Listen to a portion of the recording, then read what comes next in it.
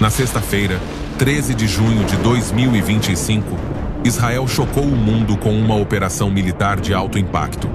Durante várias horas, a Força Aérea Israelense lançou uma série de ataques aéreos cuidadosamente coordenados contra vários pontos estratégicos no Irã.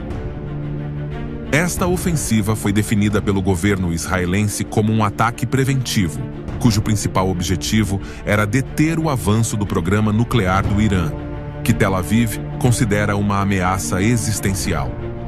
As autoridades israelenses confirmaram que a ordem veio diretamente do primeiro-ministro Benjamin Netanyahu, que declarou que não permitiriam que o Irã se tornasse uma potência nuclear.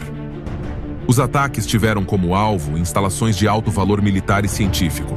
Entre os alvos atingidos estava o Centro de Enriquecimento de Urânio em Natanz, laboratórios e estruturas nucleares em Isfahan, a base militar altamente protegida de Parshin e pontos-chave nas cidades de Tabriz e Hamadan, onde o Irã estabeleceu plataformas de mísseis e tecnologia balística.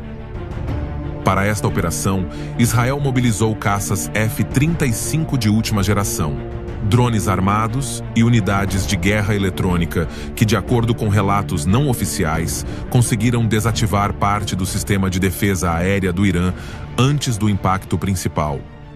O Mossad também teria desempenhado um papel crucial na infiltração de sistemas e na desativação de protocolos defensivos internos. O resultado foi devastador para o Irã. Em meio ao fogo e aos destroços, o chefe do Estado-Maior das Forças Armadas iranianas, General Mohammad Hossein, um dos homens mais poderosos do regime, morreu. Junto com ele, pelo menos 3 outros comandantes militares de alto escalão também perderam a vida. Além disso, vários relatórios independentes indicam a morte de 5 cientistas diretamente ligados ao programa nuclear do Irã, embora Teherã tenha se recusado a confirmar oficialmente suas identidades. O número de mortos ultrapassa 80 e pode chegar a 120, entre técnicos, militares e seguranças das instalações atacadas. A reação do Irã foi rápida. Nas horas seguintes, o governo de Teherã lançou uma saraivada de mísseis balísticos e drones suicidas na direção de Israel. Vários desses projéteis conseguiram atingir áreas urbanas de Jerusalém e Tel Aviv, causando pelo menos 14 mortes e vários feridos, apesar dos esforços do sistema de defesa Iron Dome, que conseguiu interceptar a maioria dos alvos. Imagens de fumaça, destruição e sirenes de ataque aéreo tornaram-se um reflexo de uma região que, mais uma vez, entrou em uma espiral perigosa. O Irã chamou o ataque israelense de uma declaração de guerra e imediatamente convocou uma reunião de emergência do Conselho de Segurança da ONU. Enquanto isso, o mundo inteiro observa com preocupação. Os Estados Unidos, embora não diretamente envolvidos na operação, reafirmaram seu apoio à defesa de Israel. Rússia e China condenaram os ataques, alertando para o risco de uma escalada regional sem precedentes. Na Europa, as reações foram mais cautelosas, com apelos à contenção e ao diálogo. A tensão também se reflete nos mercados. As bolsas de valores globais reagiram com quedas acentuadas, e os preços do petróleo dispararam, confirmando que este conflito não é mais meramente militar, mas global. A operação de Israel contra o Irã deve durar semanas, não dias, e está prosseguindo com a aprovação implícita dos Estados Unidos, de acordo com autoridades da Casa Branca e israelenses. O primeiro-ministro israelense, Benjamin Netanyahu, foi claro e firme perante a mídia internacional. Esta operação continuará por quantos dias forem necessários para eliminar esta ameaça. Nossa guerra não é contra o povo do Irã, mas contra seu regime opressor. O povo iraniano é nosso futuro parceiro. Não desperdicem suas esperanças. Isso pode resultar em uma mudança de regime. Exorto o povo iraniano a se rebelar contra seus líderes clericais. Essas palavras refletem não apenas a estratégia militar de Israel, mas também uma postura política que busca separar o povo iraniano de sua liderança atual, ao mesmo tempo em que justifica os ataques como parte de uma guerra defensiva. Por sua vez, o ministro da Defesa israelense, Israel Katz, elevou o tom ainda mais, alertando: Teherã queimará se seu líder supremo continuar os ataques. Uma declaração que deixou claro o nível de resposta que Israel está preparado para manter se o Irã intensificar o conflito. De Teherã, o líder supremo do Irã, Ayatollah Ali Khamenei, não concedeu entrevista coletiva, mas sua mensagem foi transmitida pela mídia estatal. Os perpetradores pagarão um preço amargo e doloroso. Seu gabinete pediu resistência e prometeu que o Irã não cederia à pressão estrangeira, indicando que o conflito estava longe de terminar. O ministro das Relações Exteriores iraniano, Abbas Araghchi, foi mais direto na sede da ONU. Esses ataques equivalem a uma declaração de guerra. O Irã responderá com total determinação para proteger sua soberania, a menos que a agressão cesse. Por fim, de Washington, um funcionário da Casa Branca confirmou que os Estados Unidos estavam cientes e não se opunham à operação israelense. A operação israelense contra o Irã tem nosso apoio implícito. O governo Trump acredita firmemente que isso pode ser resolvido continuando as negociações com os Estados Unidos. Não vamos ordenar que Israel faça nada além de se defender. Finalmente, enquanto mísseis cruzam os céus do Oriente Médio e as tensões entre Israel e Irã atingem níveis sem precedentes, uma realidade menos visível, mas igualmente alarmante, espreita por trás. Ambas as nações atravessam profundas crises econômicas. Por trás do estrondo da guerra, esconde-se uma deterioração estrutural que impacta suas bases produtivas, fiscais e sociais. Agora queremos abordar este tópico à luz da profecia bíblica. O que está acontecendo hoje não é apenas um conflito geopolítico entre Israel e o Irã. É muito mais do que mísseis, aviões e reuniões diplomáticas. É o cumprimento progressivo de um cenário que a Bíblia antecipou séculos atrás. A guerra no Oriente Médio não é nenhuma surpresa para aqueles familiarizados com as Escrituras. Pelo contrário, confirma o que o Espírito Santo já havia revelado por meio dos profetas. Israel, a terra prometida, está mais uma vez no centro do cenário mundial. E isso não é coincidência. Desde a sua restauração como nação em 1948, cada conflito envolvendo Jerusalém, cada tentativa de destruí-la, cada inimigo que surge, faz parte de um plano profético que aponta para o fim dos tempos. O Irã, antiga Pérsia, não é um inimigo novo nesta história. Nos livros de Ezequiel e Daniel, esta região já é mencionada como uma das nações que se aliarão a outras potências no fim dos tempos para ameaçar o povo de Deus. O que vemos hoje? Mísseis cruzando os céus, ameaças de guerra total, apelos por resistência internacional, são ecos de uma guerra espiritual sendo travada por trás da cortina visível. E o mais perturbador é que esse conflito está ocorrendo enquanto o mundo inteiro se debate com crises econômicas, políticas e morais. Mercados estão se abalando, nações estão se alinhando e alianças militares estão sendo ativadas. Tudo isso nos mostra que estamos entrando em uma nova etapa profética, um prelúdio para eventos maiores que a Bíblia chama de princípio das dores. A profecia bíblica não nos deixa no escuro. Ela nos alerta, nos prepara e nos lembra que a história não está nas mãos de governos, exércitos ou potências nucleares. Está nas mãos daquele que estabeleceu seu trono nos céus e cujo plano redentor está sendo cumprido em todas as linhas do tempo. Portanto, em vez de analisar as notícias, devemos discernir os sinais. Em vez de temer a guerra, devemos compreender os tempos. E em vez de focar na política, devemos levantar os olhos porque a redenção se aproxima. Durante séculos, as Escrituras nos alertaram sobre uma série de eventos que marcariam o fim dos tempos. Não estamos falando de símbolos obscuros, mas de realidades claras que se desenrolam diante de nossos olhos hoje. O Irã está na Bíblia, e não por acaso. O que vemos nas manchetes hoje não é simplesmente uma disputa geopolítica. Este não é apenas um conflito moderno entre dois países. O que está acontecendo entre Irã e Israel tem raízes espirituais e proféticas. E a Bíblia, mais uma vez, já havia predito isso. O profeta Ezequiel, no capítulo 38, revelou que nos últimos dias uma coalizão de nações se levantaria contra Israel. E entre essas nações está a Pérsia, o antigo nome do que hoje conhecemos como Irã. Observemos o que diz Ezequiel, capítulo 38, versículos 1 a 5. Veio a mim a palavra do Senhor dizendo: Filho do homem, dirige o teu rosto contra Gog, da terra de Magog, príncipe e chefe de Meseque e Tubal, e profetiza contra ele, e dize: Assim diz o Senhor Deus: Eis que eu estou contra ti, ó Gog, príncipe e chefe de Meseque e Tubal. Eu te despedaçarei, e porei anzóis em teus queixos. E farei sair você e todo o seu exército, cavalos e cavaleiros, de todos os lugares, equipados com grande multidão, com paveses e escudos, todos com espadas, Pérsia, Cuxe e Fute com eles, todos com escudo e capacete. O capítulo 38 de Ezequiel nos apresenta uma das profecias mais enigmáticas e poderosas do Antigo Testamento. Ela descreve uma coalizão de nações que se levantarão no fim dos tempos para atacar Israel, uma nação restaurada que habita confiantemente em sua terra. Entre os nomes mencionados, destaca-se a Pérsia, uma antiga potência que hoje conhecemos como Irã. Esta menção não é menor nem simbólica, mas profeticamente precisa.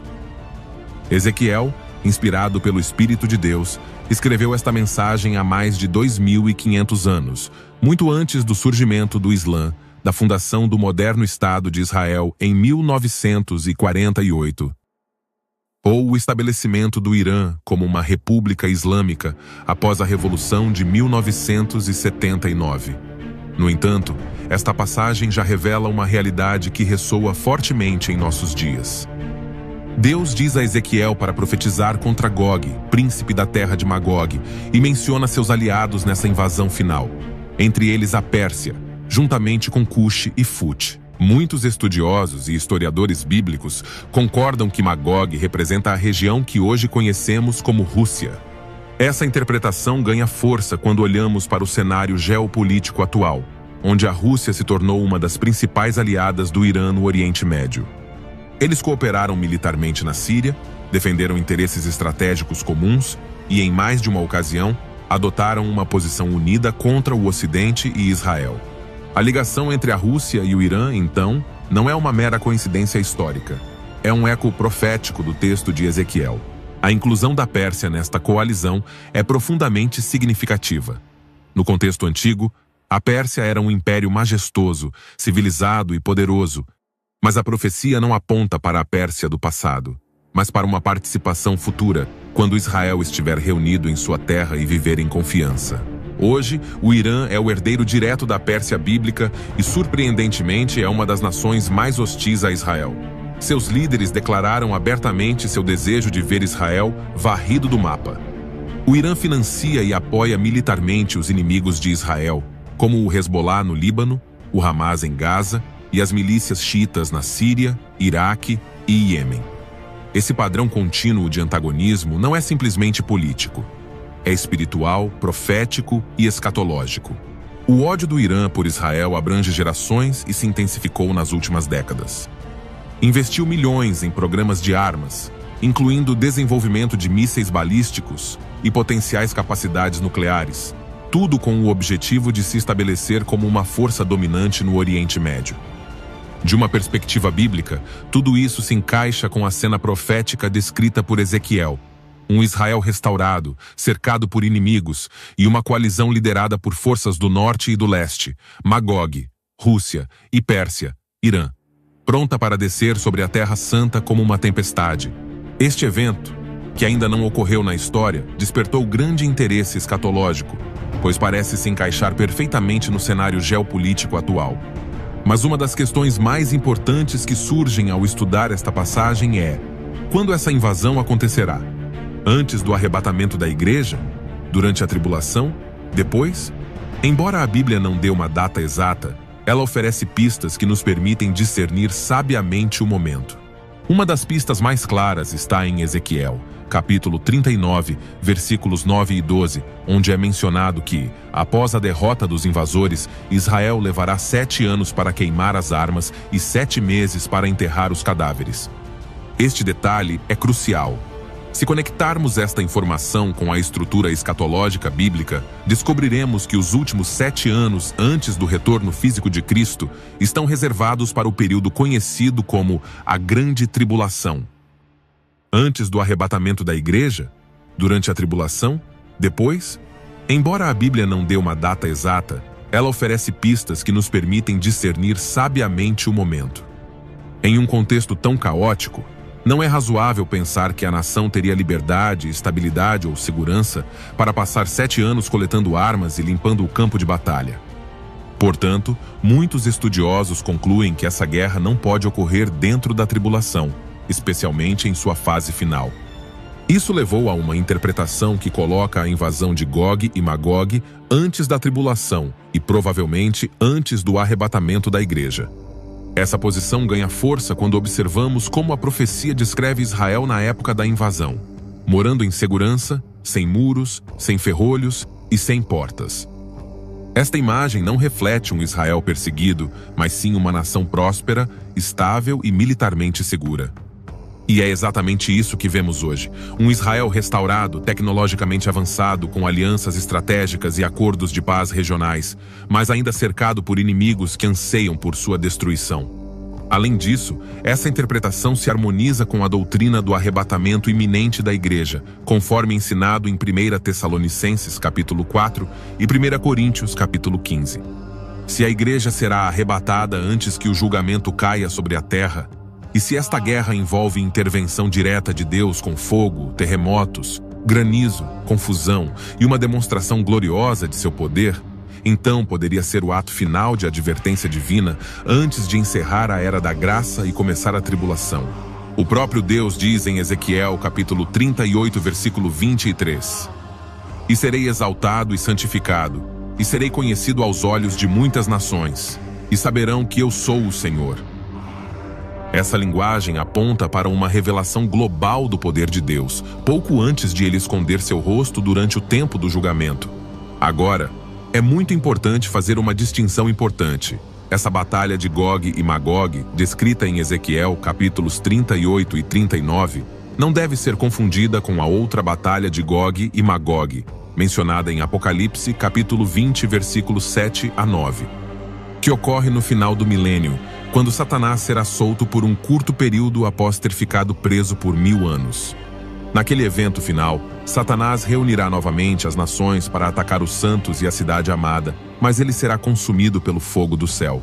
Embora ambas as batalhas compartilhem nomes e inimigos simbolicamente semelhantes, os contextos são completamente diferentes. Uma ocorre antes do reino milenar de Cristo e a outra ocorre no seu fim. São 2 cenários diferentes na linha do tempo profética, com propósitos e resultados distintos. Agora, voltando ao estudo da passagem de Ezequiel, não podemos deixar de lado um detalhe profético de grande relevância: a aliança entre Magog, identificada por muitos como a Rússia, e a Pérsia, atual Irã. Hoje, esses países estão mais alinhados do que nunca, cooperando e compartilhando interesses geopolíticos e religiosos opostos a Israel. Ver o Irã constantemente ameaçando destruir Israel, enquanto a Rússia expande sua influência no Oriente Médio, não é coincidência. É o cumprimento progressivo do que Ezequiel viu milênios atrás. No entanto, quando as nações lideradas por Gog, representando Magog, Rússia, Pérsia, Irã e outros aliados, se levantarem contra um Israel aparentemente confiante e desprotegido, o Deus dos exércitos se levantará com zelo e fúria. Ezequiel capítulo 38, versículos 18 a 23, descreve poderosamente essa intervenção. Deus diz que ficará irado e, em sua fúria, desencadeará um grande terremoto sobre a terra de Israel. As montanhas tremerão, os peixes do mar, as aves do céu, e todos os homens serão abalados. Mas o mais impressionante é que Deus confundirá os exércitos invasores, fazendo com que eles ataquem uns aos outros. Então ele enviará chuva torrencial, granizo, fogo e enxofre sobre eles e suas terras. Essa ação não apenas destruirá seus inimigos, mas também deixará claro que não foi Israel quem venceu a batalha, mas o próprio Deus quem lutou por seu povo. Como nos dias de Moisés, quando o mar se abriu, ou como nos dias de Josafá, quando os inimigos se destruíram, Deus intervirá novamente sem que Israel precise levantar a espada. Será um ato de julgamento, justiça e redenção. O propósito desta intervenção não é apenas proteger Israel, mas glorificar o nome de Deus perante as nações. Em Ezequiel, capítulo 38, versículo 23, o Senhor declara: E serei exaltado e santificado, e serei conhecido aos olhos de muitas nações, e saberão que eu sou o Senhor. Este será um momento crucial na história profética. O mundo inteiro testemunhará a mão poderosa de Deus defendendo seu povo, não por causa de seus méritos, mas por causa de sua aliança eterna. Israel testemunhará que seu verdadeiro protetor não é sua tecnologia militar ou suas alianças diplomáticas, mas o Deus eterno que fez uma aliança com Abraão, Isaque e Jacó. Em Ezequiel 39, o julgamento continua. Deus diz que entregará Gog e seus exércitos como alimento para as aves de rapina e os animais selvagens. Este não será um simples conflito militar, será uma intervenção divina, um momento de julgamento, um grito de alerta para o mundo. Portanto, o Irã caminha em direção ao seu destino profético. A ofensiva do Irã não é nova, mas agora, a cada dia que passa, ela se alinha mais com o que Deus revelou. O Irã marcha em direção ao seu destino profético, arrastando consigo outras nações, cumprindo o que foi escrito há milênios. Este não é apenas um conflito político, é o relógio profético correndo. Agora, em Daniel capítulo 10, uma janela espiritual se abre para nós que poucos entendem, mas que muda tudo. Daniel orou e jejuou por 21 dias buscando revelação, mas não obteve resposta. Por quê? Quando o anjo do Senhor finalmente lhe aparece, ele diz algo chocante. Vamos ler Daniel capítulo 10, versículo 13. Mas por 21 dias o príncipe espiritual do reino da Pérsia me impediu de passar. Então Miguel, um dos arcanjos, veio me ajudar, e eu o deixei lá com o príncipe espiritual do reino da Pérsia. Este príncipe do reino da Pérsia não pode ser um mero governante humano. Estamos falando de uma entidade espiritual. Um poder demoníaco territorial, operando no reino invisível, mas exercendo influência direta sobre os assuntos políticos e governamentais da Pérsia, atual Irã. Esta passagem abre nossos olhos para uma verdade poderosa, porém perturbadora. As nações da terra são influenciadas e até mesmo dominadas por principados e potestades nas regiões celestiais, como Efésios capítulo 6, versículo 12 também confirma. O que vemos na política, nos conflitos armados, nas decisões governamentais, muitas vezes não é simplesmente o trabalho da humanidade, mas o resultado de forças espirituais que buscam resistir aos propósitos de Deus na história. O anjo enviado a Daniel foi bloqueado por essa entidade por 21 dias. Isso nos ensina que o mundo espiritual é organizado, que as trevas têm hierarquias e que há demônios designados para regiões, impérios e civilizações, buscando atrapalhar, manipular e impedir os planos divinos. Esta verdade não é simbólica nem alegórica, é espiritual e concreta. A Pérsia tinha seu príncipe, a Grécia teria o seu, como o mesmo anjo alerta em Daniel, capítulo 10, versículo 20. E isso nos leva a uma conclusão inevitável. As nações têm poderes espirituais que agem por trás de governos visíveis.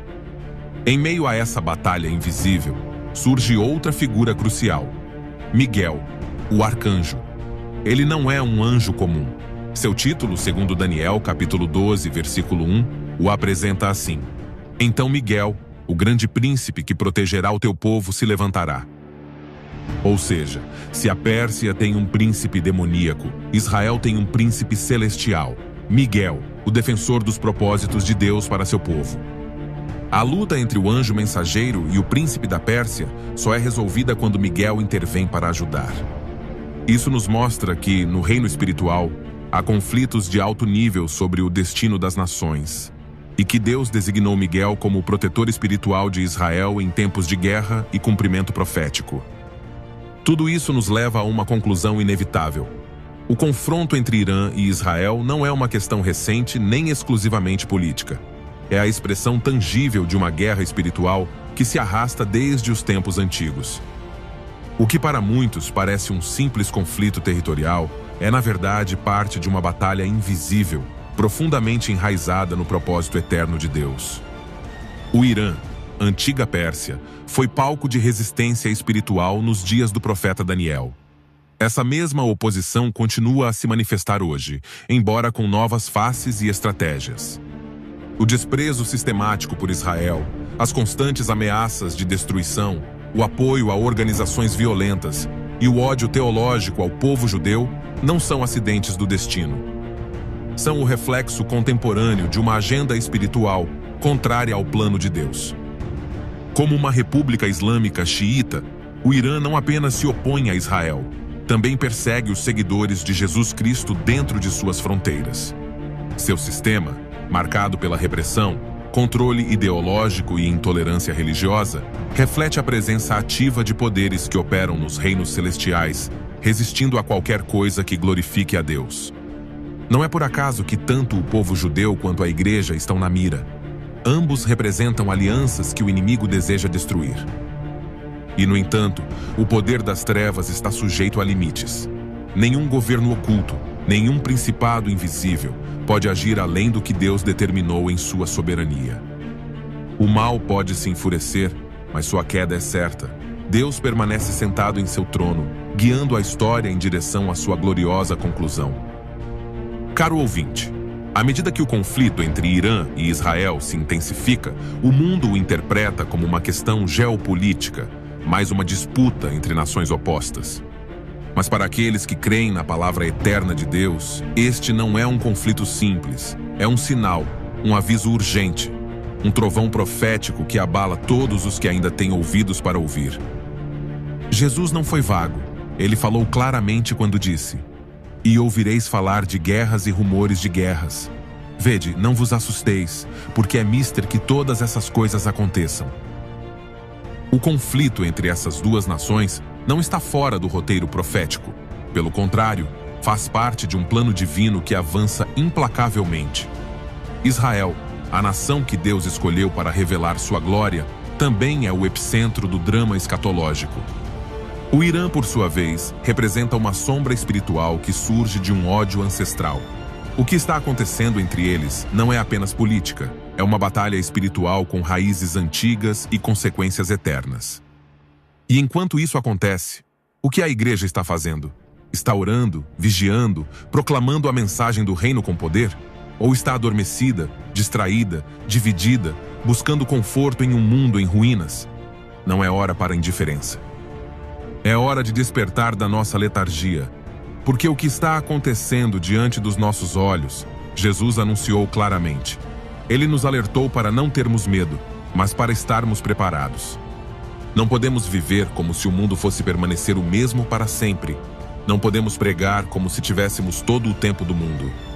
Cada míssil que sobrevoa o Oriente Médio é um lembrete de que o relógio profético continua correndo. Cada ameaça, cada acordo rompido, cada aliança formada, clama a nós que o retorno do Senhor está próximo. Jesus está vindo. Tudo o que está escrito se cumprirá. E enquanto o mundo está abalado, a igreja deve permanecer firme. Não paralisada pelo medo, mas movida pelo Espírito. Não distraída, mas determinada. Não morna, mas apaixonadamente entregue ao Senhor. Este ainda não é o fim, mas é o começo das dores. E se não acordarmos agora, quando acordaremos? O conflito entre Irã e Israel é muito mais do que uma guerra. É um chamado do céu. E a igreja tem apenas uma resposta. Sim, Senhor Jesus, vem logo. Mas até que venha, que nos encontre vigilantes. E assim chegamos ao final deste vídeo. Esperamos sinceramente que tenha sido uma grande bênção para a sua vida e que tenha tocado seu coração com profunda reflexão. Convidamos você a curtir, se inscrever em nosso canal e compartilhar esta mensagem com sua família e amigos, para que eles também sejam edificados por este ensinamento. Que Deus o abençoe abundantemente.